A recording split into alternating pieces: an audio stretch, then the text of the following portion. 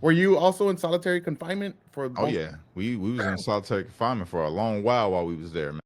23 and ones was what it was supposed to be, but it ended up being more like 30 hours, 30 plus God, hours in your cell without coming out. So yeah, we was all in solitary confinement, but you know, you so you you were in learn to there. adapt. You were in there 30 hours at a time Oh in one yeah, in a cell by yourself. oh yeah.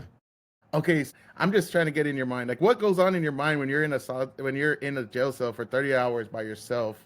Are you Well, able to talk to anybody, or is there anything I going on? mean, you can yell through the door and talk to people if they're willing to talk, but for the most part, if you're not mentally strong, it can drive you crazy. That's why it was ruled to be cruel and inhumane punishment.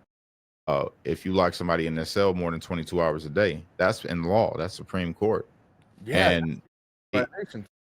they denied you that right, and they used the COVID restrictions or the COVID lockdown as their excuse for it.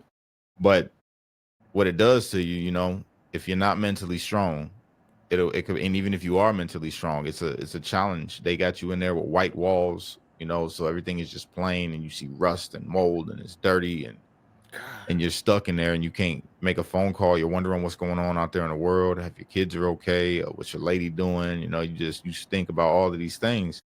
And when you're left alone with your thoughts, it says an idle mind is a devil's playground. And I understand that phrase more than anything in the world now, with that experience, because so many thoughts run through your head.